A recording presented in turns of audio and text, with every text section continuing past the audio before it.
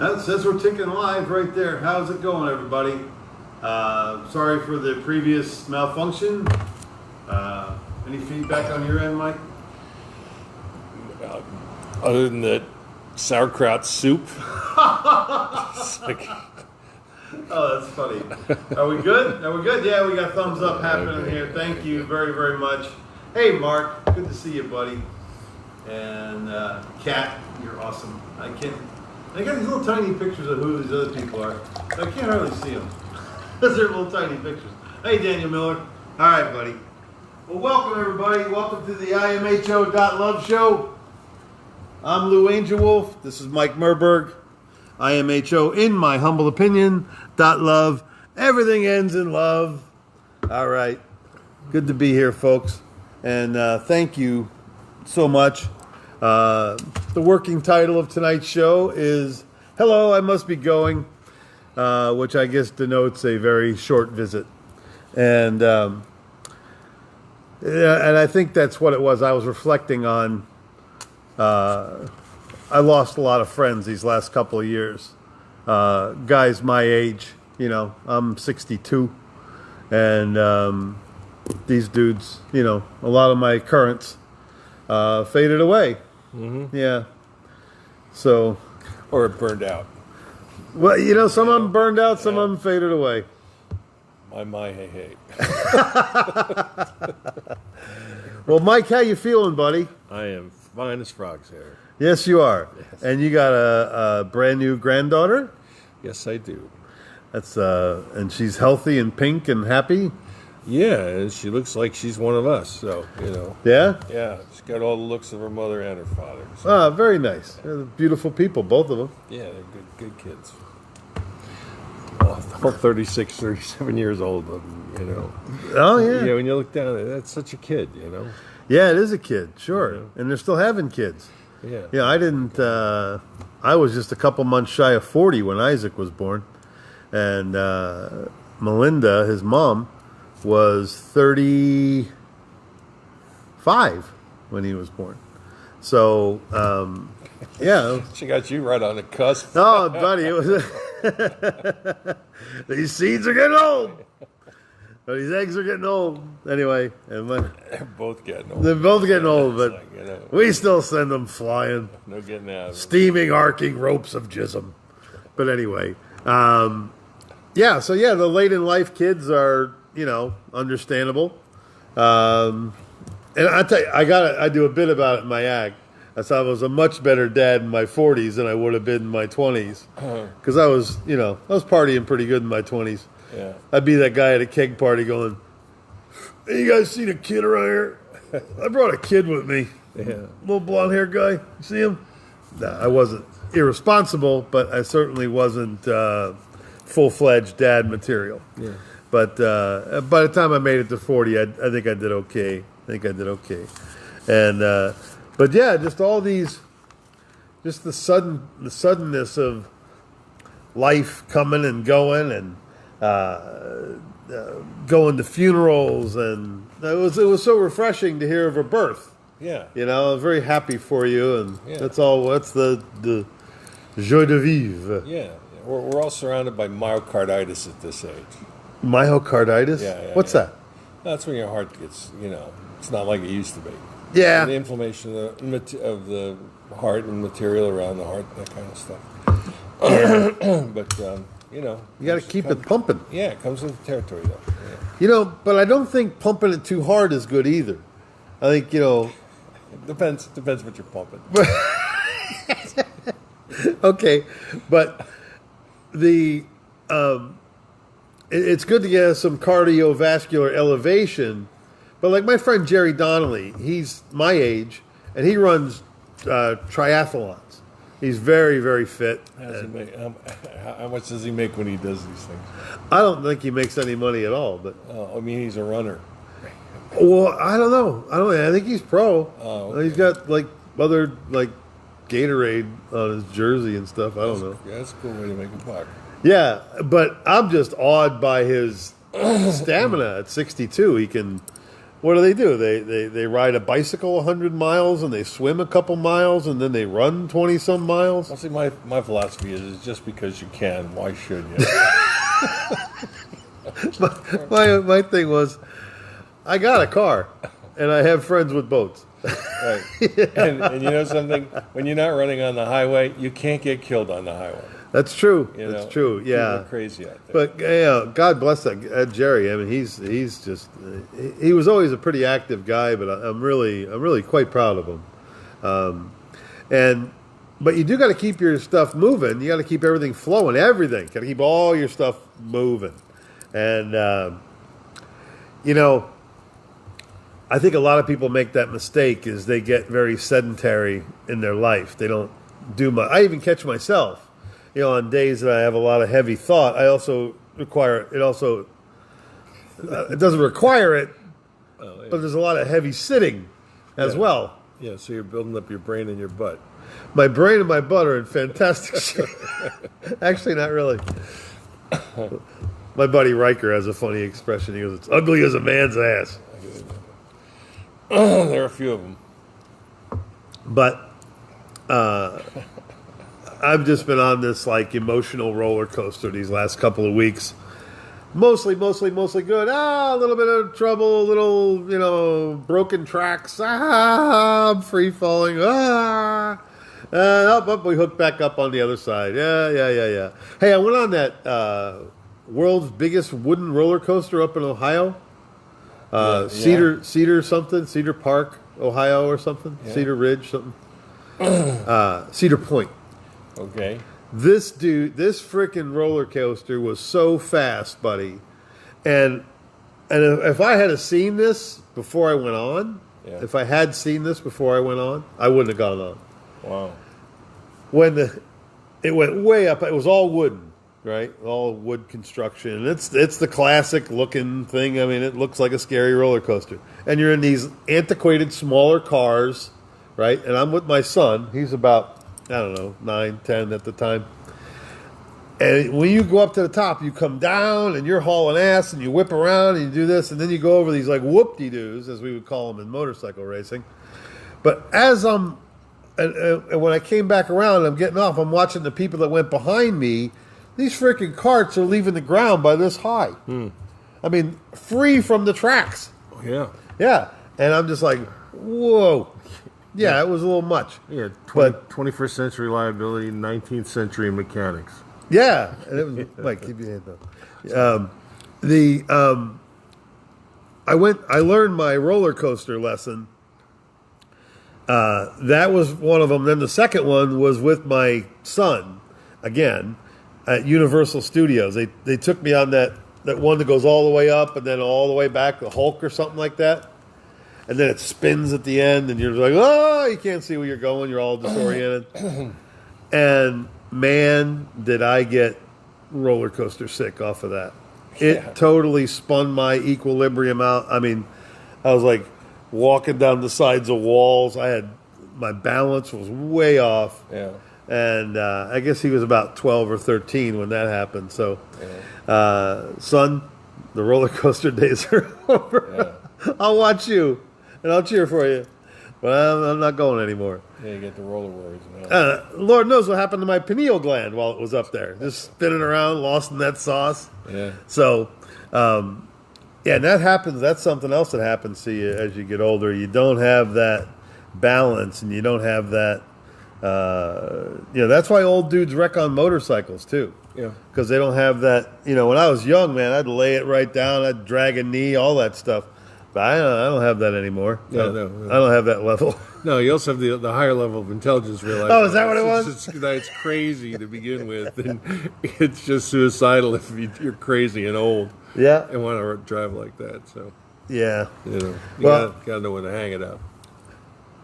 Well, folks, we got like I said, this is Area 52, and the show is brought to you by DisabilityAttorney.net. That's DisabilityAttorney.net. That is Mike's practice, and it's the disabled representing the disabled. The disabled. But if you really wanted a honest to goodness, hardworking country lawyer, This guy right here, he's your fella. And, I mean, it's as good as it gets. I mean, if you're in if you're in that market, there's your guy right there. That's disabilityattorney.net. Get in contact on the website, and they will call you back. Yeah, if you need us, we already feel sorry for you. I mean, life for the disabled is not easy. So. Well, and, but really, how many empathic attorneys are there? Very few. That's why they become attorneys. They tend to be, what do you call them? Narcissistic? Psychopaths. Nice. That too, but, it's funny. We got... The show's broadcast out of Central Florida, and advertising for attorneys is huge on here. TV commercials, billboards, taxi cabs, buses, they're everywhere. They're everywhere. All the slip and fall guys, all the personal injury guys, all of them. They're just everywhere. And there's a guy named Culpepper who was a Tampa Bay Buccaneer. And now he's got his own law firm. It's what is it? Culpepper and Kerwin. I know his brother. He's a good guy. Culpepper and Kerwin. Yeah. Okay. And their ad says that they're aggressive and tenacious. Yeah. Ask them how many times they've had jury trials. Yeah. Yeah. It's like close to zero. They're very good negotiators. No, they're just very good salesmen. I mean, that's the problem with the business model is you can work like hell to pay 35% of your income to advertisers to bring you more work so that you continue you can make a good living at it, but it'll kill you. It'll destroy your soul. A lot of work. That's why psychopaths are attracted to it. Yeah. Yeah. They don't feel it, so Yeah, but I saw him at Five Guys Hamburgers, and he was being tenacious then too. Yeah, he was truth in advertising. he was getting them burgers, buddy. Some places So, but folks, and I'm sure if you're watching the show, you're awake or mostly awake, or at least have wiped the sleep from your eyes. Some of you have had the fresh cold shower. Some of you are shaved and ready to head out the door, boys and girls. And there's so much going on, we can't even really isolate what it is. But the thing that Mike and I talk about a lot is our time here is very precious. And if the system that you've been working with within your own self isn't really working, if you're not at least content, because I believe that's your initial goal, is to become content. Because once you become content, then you can learn to grow, and you will have peaks of happiness. It just kind of happens that way. So, but what we encourage people to do is not watch your television, enjoy the things you like in life, and become more of who you really are, and kind of drop, like David Icke has a great session on dropping your I am a plumber, I am a race car driver, I am a mechanic. You're greatly minimizing yourself with those terminologies. It may make you more of a mechanic because that's what you're telling the world is that you are. But the world really knows who you are, and what you are is you're this incredible sentient being that blends with everything. You have the knowledge of the universe running up and down your spine. All you have to do is tap into it, reduce the programming that you've been through. We've all been through it, man, and I'm still going through it today. In fact, Mike and I were talking about how much we look at our phones. It's ridiculous. It's like we're two grown men, like little teenage girls looking around. Oh look, hey, these tires are on sale. Yeah, still looking for a prom dress. Well, yeah. Here's the deal. I am is ego. I am ego. I am is ego. Yeah, Latin. I am. What's the Latin word for I? It's ego. So I am. So you got to change the I am to I do, because if a man is known by his deeds, then if you want people to know who you are, then you need to do, and that's part of being. Okay. It's like doing the next level up. But doing mindfully is the same thing. Oh, okay. So, well, that's a natural progression, and when we realize that we're not just, toll booth workers, or we're not just waiters or waitresses, and we're not just,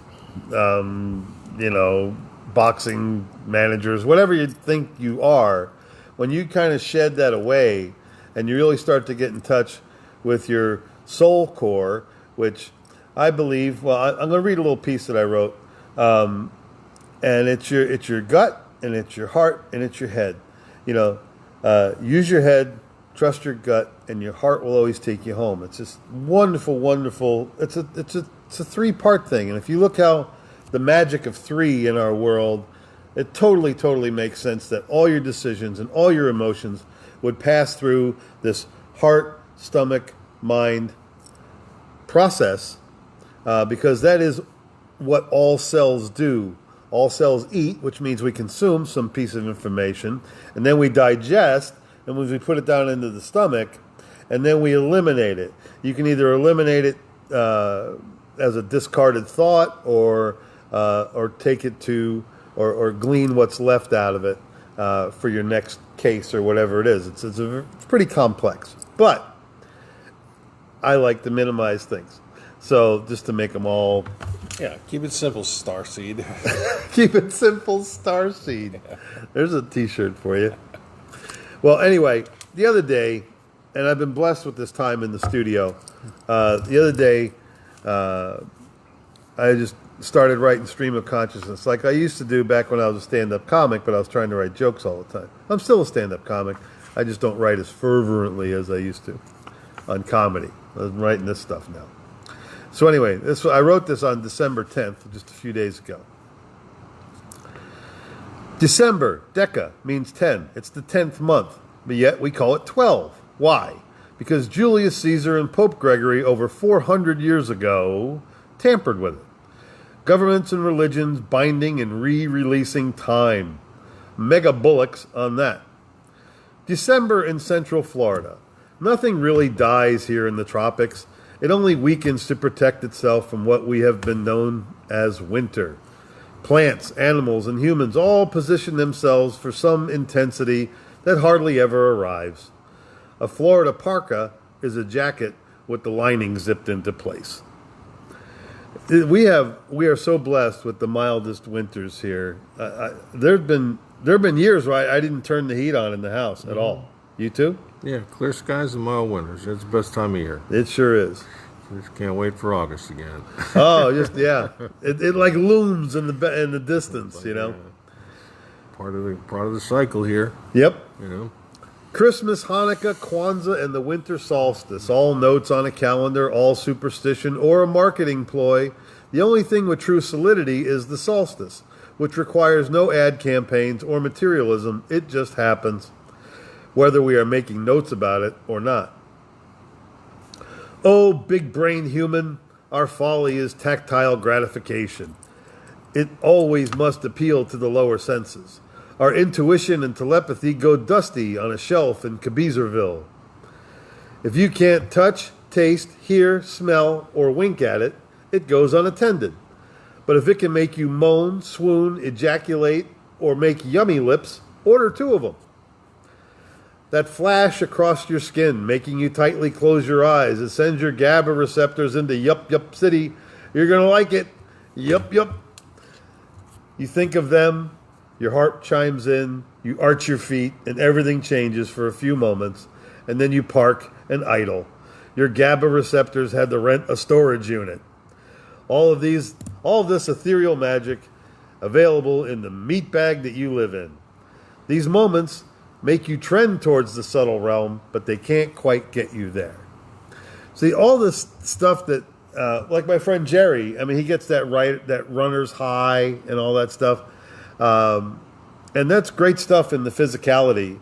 But the actual work that makes you ascend, it comes from here in this 3-pack we got going here. Yeah. The whole goal is as a soul, as a spirit, is to transcend this reality. And well, maybe you do it by exercise. I don't know. I've gotten runner's high, but that was part of the work. It wasn't the final lesson, Right. So as you get old, I mean, your soul, like I just sent, Michael Kemley a book, Death of a Hero, Birth of a Soul. Man at 50, the physicality dies off, and he starts developing a soul, a spirit, a personality, something that was other than, fighting dragons all these years. Yeah. And even in Beowulf, the last chapters of Beowulf, he says, we've got to fight the dragon of old age, and eventually he gets, does battle with it and, slays it and loses. Ah. Yeah. I mean, that's the way life is. So, it's... Well, it is commonly known or commonly reflected that life really does kind of go backwards.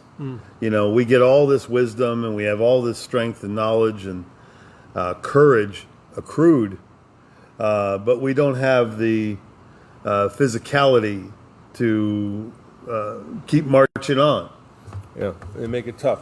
It could be a lot easier. I mean, we could all be living in comfort with decent work, and it could all be done, but we're not doing it. And I guess maybe that segues into the Council of 13 and the Committee of 300 and the parable families. Yeah. Can you bring that little graphic up? Sure, I can. Thank you, sir. Yeah, if you look on my Lou Angelwolf page, which probably you're on right now, there's a black screen. It's got a red triangle on it, and what this is the hierarchy of society. It's our world system in an easy to follow diagram. And if you look down there on the bottom, don't get too depressed because you're there. Yeah, dude. I mean, this is Angelwolf. Here's some wolf side. If you really look at it, and this is what you're experiencing right now, and this is one of the many things that's confusing many people, is we're down there at the bottom, man. They run us through the same channel.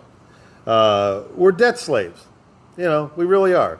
We buy our way into the system, and then we do everything to maintain our creature comforts within the system, and consequently it takes up most of your life.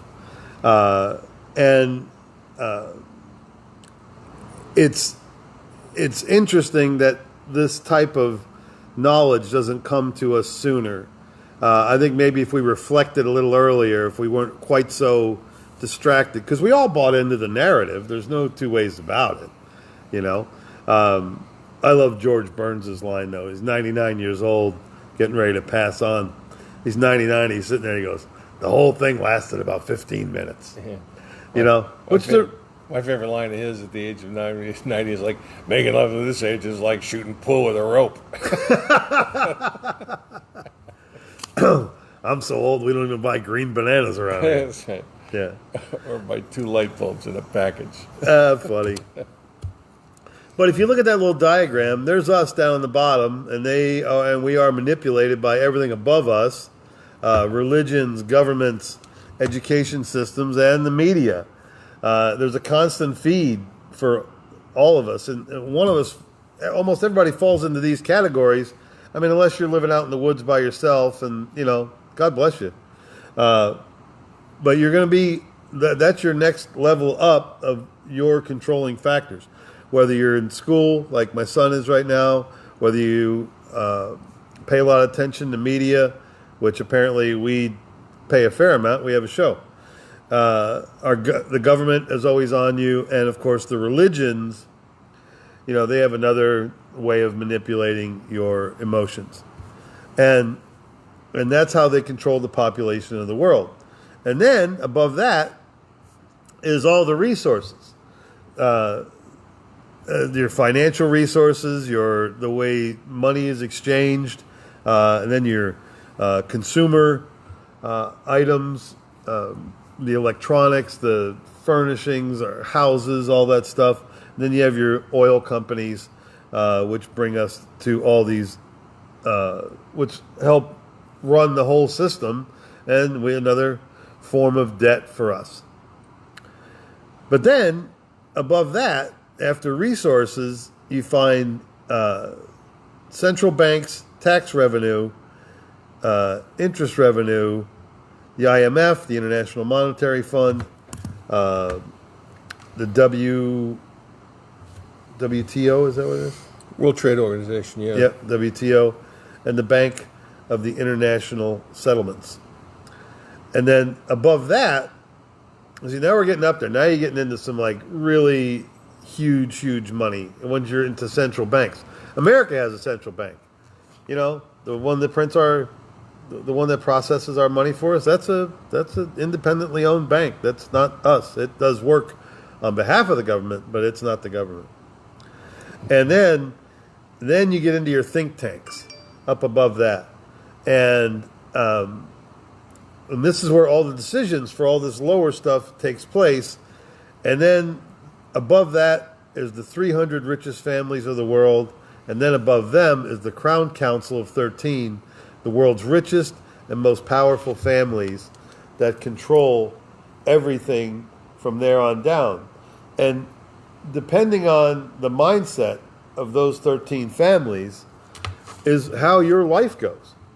And one of the things, if you're a person that likes to offer prayer or send that kind of energy, pray for the softening of hearts of those people, that they would somehow be able to understand some empathy, some sympathy, and some peace in their souls. But they're way down. I mean, it's centuries old what they're processing and what they continue moving. It's their business. It's their life business. It's the business of their families forever and ever. So a little tough for them to break ranks. But there's nothing wrong with you or me offering peace for those people, gentleness in their souls, so they may understand things a little bit better. So yeah, that's that. And keep this kind of stuff. I mean, it's either that or you can just like pray to ET and get them here. Well, you know, that's the corner I'm about to turn here. You go through all of this, and all this is real, folks. It's not a conspiracy theory, you know. And I'm getting so tired of that. It's so title. It's so far out ahead of the curve, right? You know, right. I mean, you know, you can't get anybody to agree with you more, buddy, than me. I know. But what's really lovely about the wisdom that comes with age is you do realize that all this stuff that's going on around you that you can't see, and all these manipulations and the way the media tells you things, you can't believe a statistic to save your ass anymore. You know, they leave out one giant factor and they come up with this horrendous statistic that really is not applicable. But it's 67% of all statistics are made up on the spot. Like I just did that. Just like that. Just like that. I was like, yeah, it was like nobody's arguing it's 34%, but you know. Yeah. Yeah. Yeah, my son used to do that. We used to call them Aaronisms. Just, oh, really? Yeah, he how cool. automatically knew, you know. But, yeah. Well, that's great. That's great. He was right sometimes. That's great. Okay. So what we're consuming in ourselves is realizing that, okay, we bought into that for a while. That turned out to be phony. That really, he who dies with the most toys still dies, and somebody has to deal with your toys you left behind. So all those mindsets, they were pushed upon us, and they were sold. I mean, they were Edward Bernaysian, right out of the playbook, man. I mean, we just took it because that's what we did. That's what the guy next to you was doing. So you did it. Yeah. So don't think you can't be manipulated. You have been, and you will continue to be. But there's ways to break loose. And the culmination of all this is for you to free your soul enough from these confines, from these constrictions that, that are popping up all around you and trying to bounce you from bumper to bumper, okay? What we figured out here at Darby Ranch is we can collectively meditate and create an energy that we can offer to a higher plane. So I'm going to read a little bit more of this, and we'll get back to that right there. Oh, big brain human, hook up your tri-power of power transfer. Your belly brain, the conductor of your waters. Condition it, unburden it. Your heart brain, listen to its rhythm. a drum in time with everyone, your baseline, and the head brain, the most wondrous dollop of fat ever developed. Harmonize these three, dress them in their finest work clothes, and get going. Your triune of cosmic energy is fully outfitted for the wildest of adventures. Alas, to sit and soak in your own personal-sized solar system is the true delight.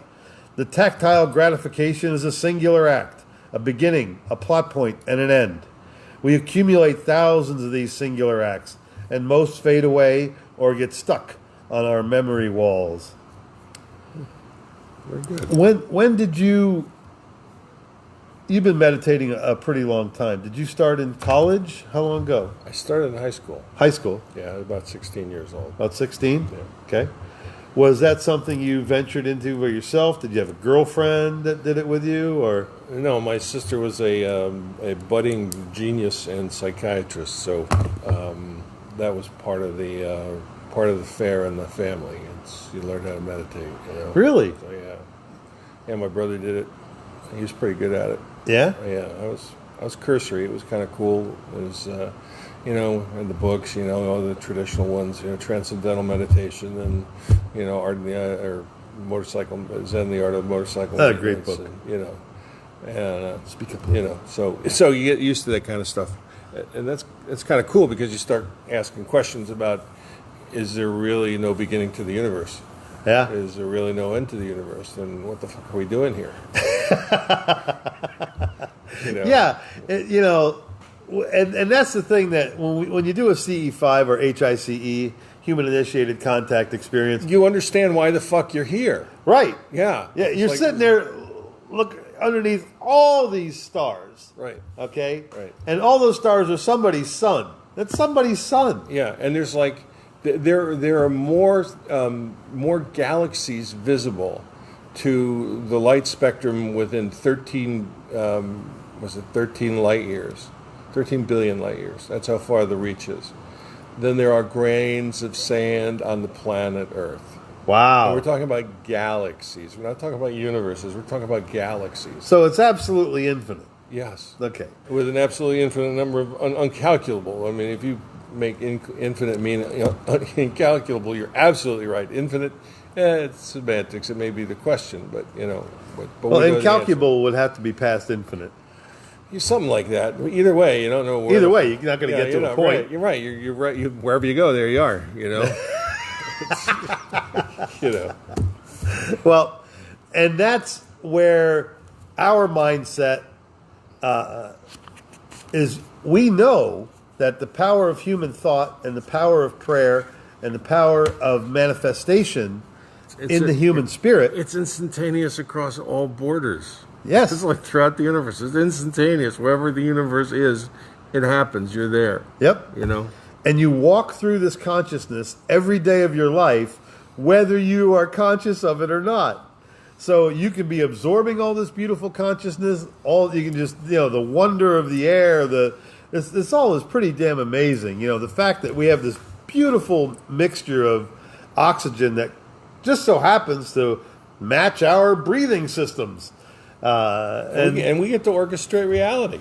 Yes. I mean, how the fuck cool is that? Yeah. So in this, when you get into, your mind agape in wonder, and you go, wait a minute, okay, if all this sub-story over here is, the money and the this and the possessions and the materialistic stuff and all that, is secondary or tertiary in your life, okay? Now you start going, well, wait a minute. This spirit that I got inside of me, which has carried you from the moment you hit the air. Your wet little ass hit the ground or hit the table when your mom gave birth to you. And since then, your heart's been beating, your brain's been moving. Most of us, some of us have, longer roads. But amazing stuff that's happened to you. And chances are, if you're watching this show, you've had your difficulties, you've had your bumps and grinds. But you have this beautiful spirit inside of you that you've known about all your life. To me, that's the thing that you really want to start developing, especially at this stage in the game. We're in the autumnal years of our existence. The leaves are pretty, and there's a cool breeze blowing, but winter, aye, she's coming. So, but just make yourself as mobile as possible in that sense, okay? And we talked about last week that we get, we've been constantly bamboozled since we got here. Everybody you've ever met's been lying to you. And they get paid for it too. Yeah. They're all these paid liars. It's like, when you're going into the hierarchy, it was like, how many of these people live in your neighborhood? And I was like stopped at underneath population research labor units. So I'm somewhere between debt slave and population research labor unit. That's you. Okay. Well, and I'm trying to get to the next level, which would be world population control, which kind of comes with old age. So I might be graduating only because they're aging me out. Yes. But world financial control, I don't think so. Yeah. It's that and the World Resource Council. Yeah. My oil leases are expiring this month. I forgot to renew my damn oil lease. Damn it. No, I couldn't figure out that, Google. The damn Google. But anyway, so once you realize that this is all kind of a bit of a fallacy, but the spirit that lives inside of you is going to endure forever. And however you get here, however you get to the Christ consciousness, however you get to life force, however you get to, what do you like to call it, Mike? 0.0. 0.0. That's a good one. Yeah. That's a good one. I like 0.0. I get one. I got to say, spirit is what this whole experience of life is all about. Okay? When you get to a certain age, you realize that everything else in life is worth leaving behind. Yes. This is all you got. Yep. And if you don't perfected it, you're gonna, if you don't do it now, you're gonna fuck it up. So, got to work on it. You don't see that when you're young. You don't see it in your 20s, 30s, 40s until you're 50, and then you start getting some sense of it. And then, if you're lucky enough to live into your 60s and 70s, you get a better sense of it.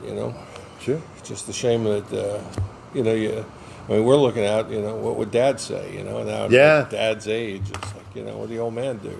Yeah. I was lucky enough to see my old man until he was like 75. But after 75, if I get that far, that's all new territory, man. Yeah. My dad let the stress eat him. He left at 69. Yeah.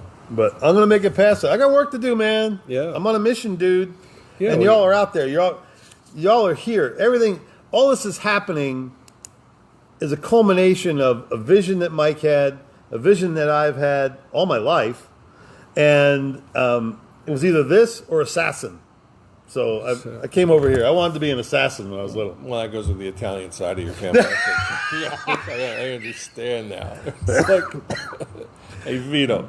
I don't want to hurt nobody. Get the knife. I got to a point where I don't want to hurt anybody. It was like the Galfini character in The Mexican. He was a gay hitman. A gay hitman. Yeah, and he was like a sensitive guy.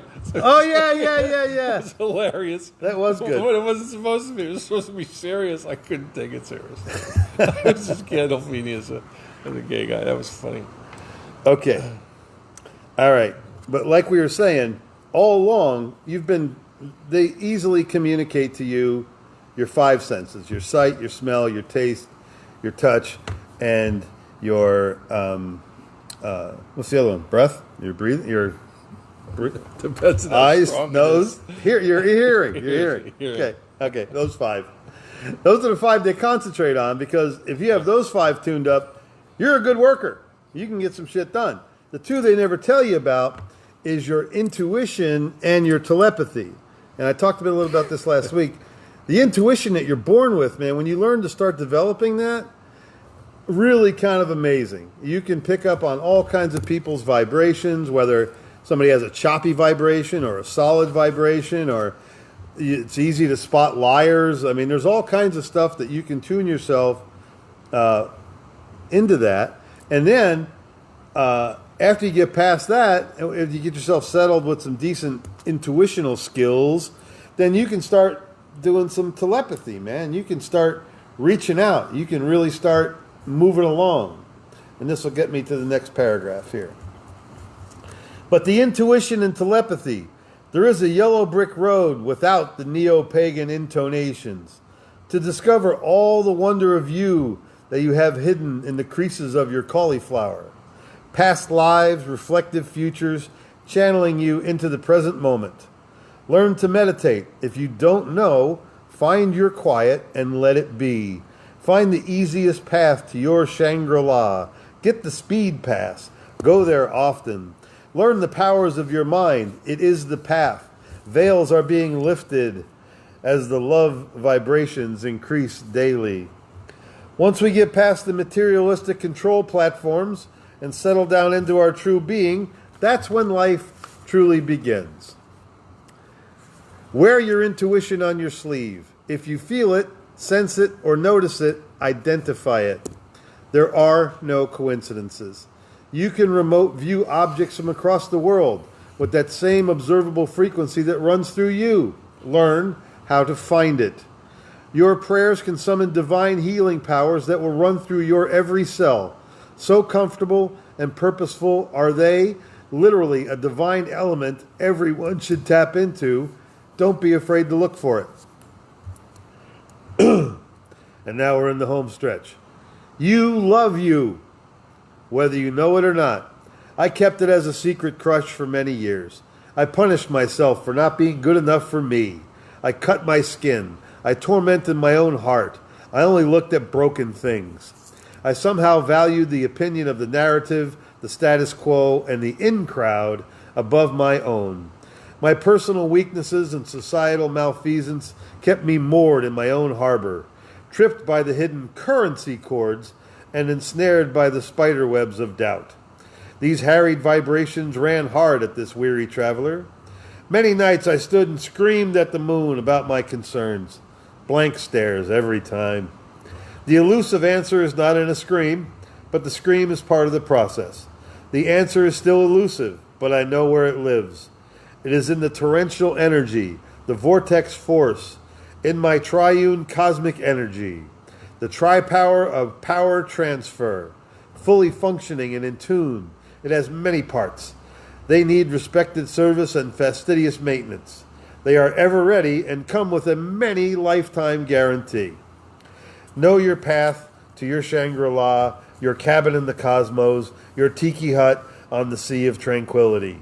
Subdue your tactile senses for short hibernations. Your dazzling silver white rescue rope is dangling outside your window. So, my favorite line was, they are ever ready and they come with a many lifetime guarantee. Because chances are we're going to do this again, folks. You're a wonderful spirit. And but I was haunted a few months ago. Mike and I discovered there's a lady who has a very, very sound opinion. That's where I got the note, is that when you leave here, you leave with all your broken shit too. So if you're still broken, it's not like you go through this like big fixer-upper shop at the end and you're this perfect floating angel at the end. You're still a damaged soul.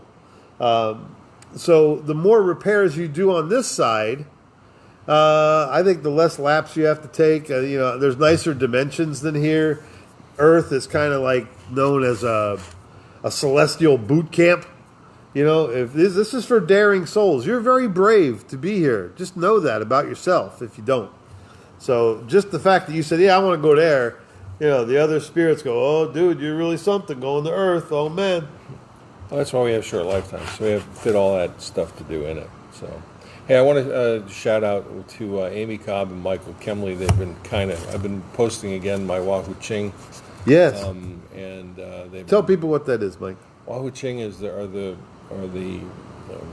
basically the lecture notes. They're both a dialogue and a lecture by Lao Tzu.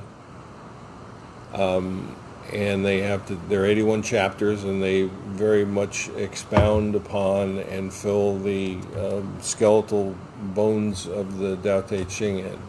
Okay. So, they're an incredible way to understand the nature of reality and existence. And, if you study them, you get it. It's like you realize that where there is no beginning, there is no end, there never was. There's only an intelligence that connects us all, and that's consciousness.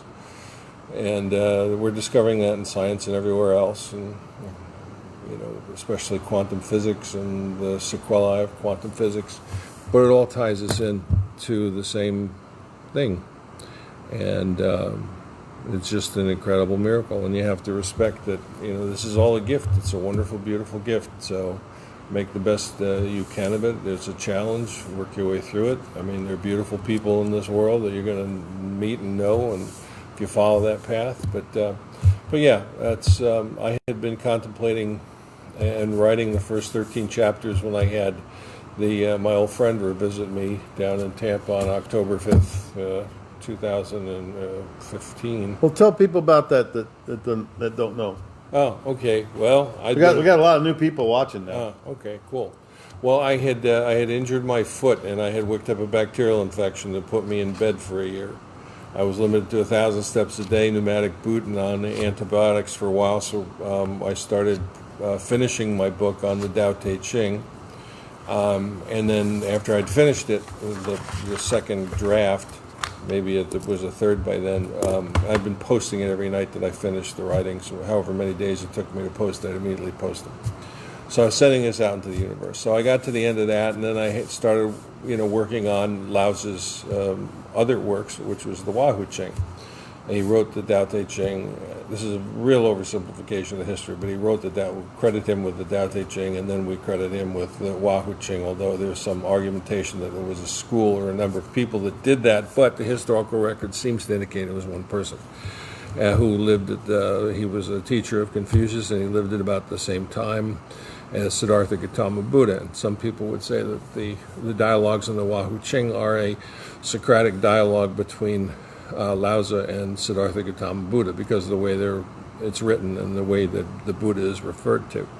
So, so I had done the first 13 chapters of that and got to the chapter where they're talking about teaching the Tao. And then, in order to perfect yourself, you understand the Tao, you accept the Tao, you teach the Tao, you live it, you teach it, and you share it. And that's the highest honor, is to share the Tao. So for those who share the Tao, it is written by Laozi in the chapter 12, 13, 14, 15 that these universal beings will come and present themselves and be as if in celebration of the place where the Tao is preached. The same thing happened when the Buddha in the chapter 23 of the Lotus Sutra. Same thing happened to the Buddha. Same thing happened to Stephen Greer. You get into this heavily, inebriated state with the unity consciousness. Okay. And then you've been putting it out there, and then all of a sudden they come, and then they share unity consciousness with you in the very deepest way. Through telepathic communications, and they correct wrongs that need corrected. It was just an amazing experience. I was lucky enough to get photographs, and thanked them very much, and life has completely changed ever since. Well, that just to let everybody keep everybody up to speed. You're on the 15th floor of your condo in downtown Tampa. Right. Okay. You're laid up, but you're all prayed up as well. You're also well meditated, right? And, complete peace, yeah. And you've been submerged in this work for at least 2 straight days. 2 straight days. Yeah. So you're probably a little, not punch drunk, but you're totally saturated. Totally in it. Tao spaced. Yeah. Okay. Yeah. And then what shows up outside your windows? Oh well, it was still dark. It was first thing in the morning. I thought it was a bright light. First thing I thought it was an aircraft that had come too low and too far north of the airport, and it made its turn in. And I was like, okay, well, it's going to hit me. I might as well get my coffee. I can't get away from it.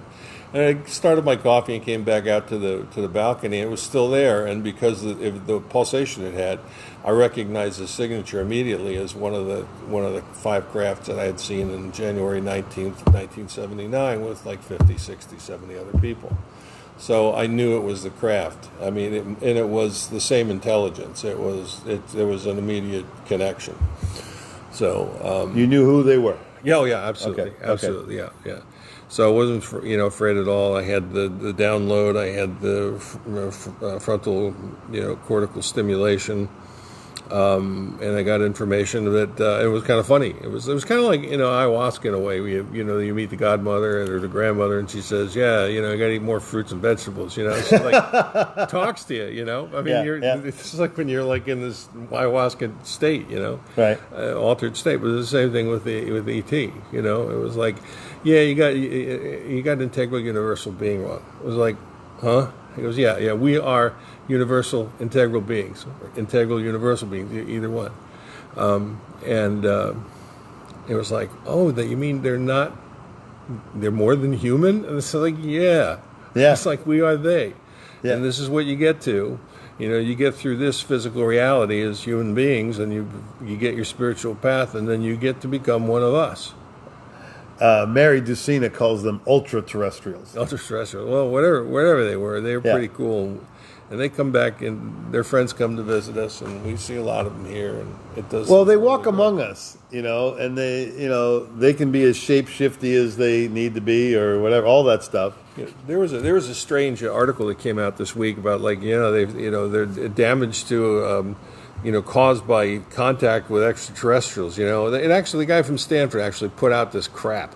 Okay, he was like, well, the first thing you do is you look at it, and his sample was people that worked for Boeing within the military-industrial complex who said that they had been exposed to ET and extraterrestrials, aliens. I was like, really? That's your sample group? Like, not like CE5ers or people that are like, right. You're working with the military and industrial complex in your sample group, and then you're going to tell me that there's brain damage. It's like, how many nuclear reactors did those people go into during the time they were in the Navy, for Christ's sake? But their ET experience was the problem. Right. It's like, yeah. And they claim to be. It's like, you guys got pictures? No. Well, and every other friggin' facet of life, like, you need pictures. You need corroboration. Give me something other than I work for Boeing. Dude, all that whole side, and I'm just repeating, all they care about is the headline. Yeah. Okay? Because nobody reads the article. If they do, they read the first. That's why when you look at articles that are cut these days, there's the headline, there's the sometimes misleading picture, and then there's the 3 lines of the story, and then there's a chunk. There's an advertisement, or there's something right under the 3 lines. Right. Yeah. And that's all most people read. Yeah, it's a shame. So, but all of it is a Hazarai. All of it is horseshit. Because it doesn't even... excuse me. It doesn't even matter what the story... It doesn't even matter. Yeah, you're absolutely right.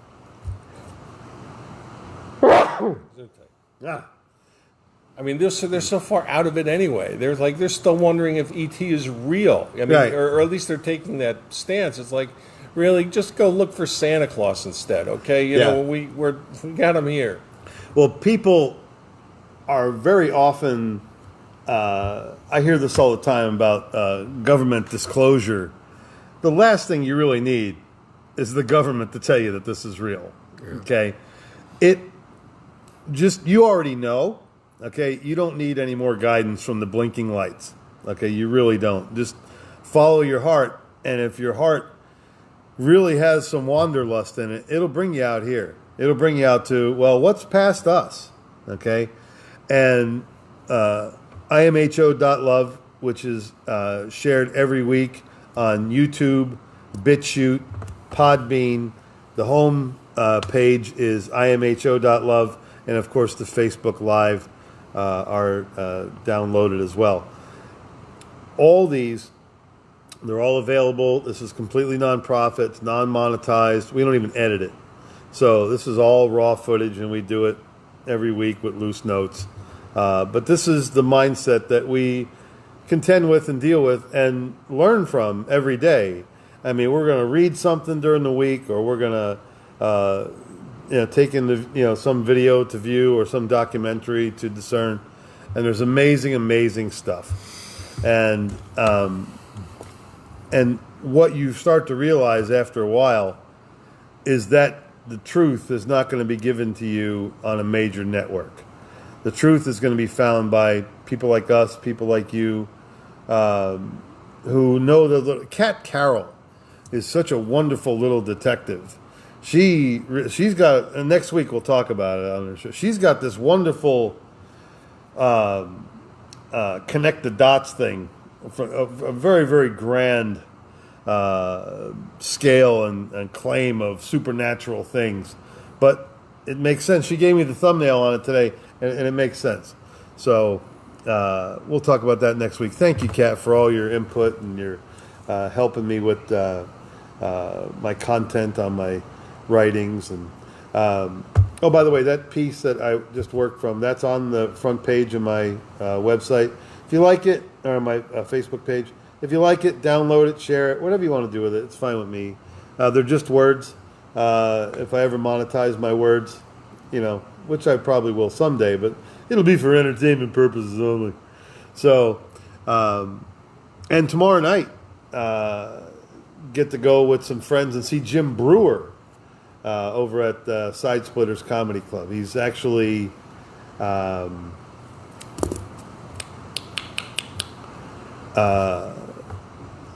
live streaming it, so you can watch it on a live stream. He's really smart. He's a smart guy. He's getting a lot of good stuff done, and he's calling everybody out without their names. It's pretty clever what he's doing. So, all kinds of good stuff, folks. Like, share, subscribe, send this to your friends. But one of the things that we offer here, if you are an ET experiencer, a UFO experiencer, you don't know what you saw, you really like to talk about it, maybe you had some odd thing happen to you that felt otherworldly. If Mike doesn't know it and I don't know it, we got people in our group that really do know it, and they will help you with your, gaining more knowledge about what it is that you experienced. Because who knows? Who knows? Who really does know? So, but folks, thank you so much for tuning in. Like, share, subscribe, like we say every week. Any parting nuggets? No, we're going to be on next week, or how are we doing on Christmas week? Christmas week. Let's see. This is the 15th, so you add 7, so it'll be the 25th. Yeah, okay. Is it? No, that's not right. Is it? No, that's 10 days. Yeah. So it'll be the 23rd. What the hell do I know? Yeah, something like that. Today's the 15th. Yeah, it won't be on Christmas, right? No. So we should shoot the show then. Yeah, we'll do the show. Yeah, it'll be, hopefully people that watch our show aren't gathered outside shopping malls elbowing each other in the face. Man, the horror of it all. Oh, my God. That's funny. It's really bad. Yeah. Yeah. I always gave Christmas gifts in January where everything was on sale. Yeah, that's smarter. Oh, you live 2 weeks longer without it, huh? Well, you can just celebrate the Russian Orthodox Christmas. Right, okay. Yeah, all the Jesus and all the sales. Yeah. Because you want more, That'll be the 22nd, folks. I just did the math in my head. Yeah, I have... Which is the day after the solstice. We got that. Yes. We got that thing going on at the yurt. The yurt, yes. We're gonna. Yeah, Mike and I are going to a toga party. A Yoga party. I'm sorry. Yoga party. Yeah, we're bringing our own Stonehenge. We're going to use the one from Spinal Tap. It's easy to carry. No. If anybody's interested in it, it's a celebration of the solstice. There's going to be like singing bowls and all kinds of stuff. It's going to be meditation. Is there a link on the on the meetup, right? On the meetup, there's a link on the meetup. RB Ranch meetup. Okay, yes. Yeah. So and that the 21st is the solstice, and these are some powerful times, especially with the dawning of the age of Aquarius. Things could get absolutely horrible, but things could be a frickin' frolic in the park. Who knows? We're shooting for the latter. We love you. Thanks for tuning in. And we'll see you next week, which is December 22nd. Jeez. We had a lot of legs on that, Yeah. A lot of legs. Lots of legs. All right, folks. Thank you so much for tuning in. Who's hanging around here at the end? Oh, Steve Thorne. Hey, Daniel Miller. How you doing, buddy? There's Marie. There's Debbie. Hi. How you doing? And thank you so much, everybody. And there's 12 people watching. That's great. Wow. Very It's nice. like Thank you. Jesus and the apostles. Ah, yes. It's like, Welcome back, my friends, to the show that never ends.